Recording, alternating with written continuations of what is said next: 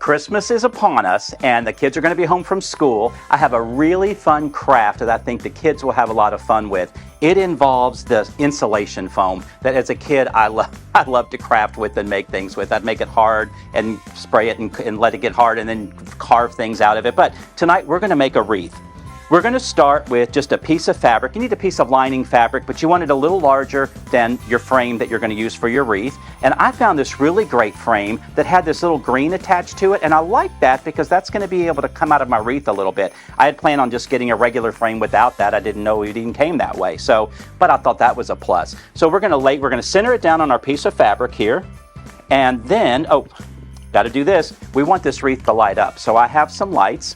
We're going to roll this around in the center. Start at the top here, and we're going to roll this around right amongst the frame, right amongst all the greenery. We want to get it kind of compact and flat. We don't want anything other than the green pieces here sticking up too much because the foam needs to totally cover everything. I'm going to leave my plug here loose at the end, so I'm going to be able to plug this in. Center it on your fabric, and this is the fun part. Again, I don't know about you, but as a kid, I love playing around with this stuff. And I think your kids would enjoy it too. So, here we go. Don't you love that noise?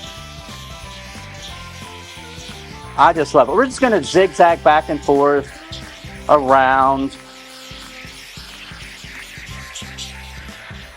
We want to get it inside as well. We want to also keep it pretty even around. We don't want to go too far out. You could always carve it off if you do. It's no big deal. Again, doesn't have to be perfect.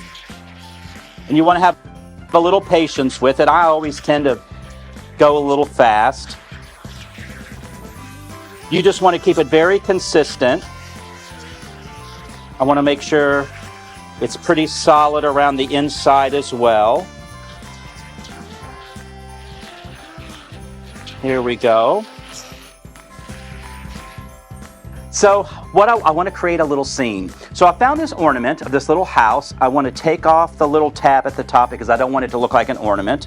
I want to make it look like it's just a little house sitting in the snow. So I've taken the top off. And what's great about this foam, watch this. And as that dries, it's going to keep it right there, right there. These bottle tree brushes are very popular. You're going to see them all around town for the holidays. And as you can see, I have 4 colors, and I bought 2 of each. So what I'm going to do, I'm going to take 1 color of each. I'm going to clip it off just at the base of the tree. I'm going to do that on all of each of the 4 colors. And then I'm going to take the remainder, the other colors here, I'm going to cut them up a little bit because I want different sized trees. So I'm going to cut up in here. And see, now I have a smaller tree. We don't need this piece here. So I'm going to have 4 large trees and 4 small trees because you need a little variety when you're doing this.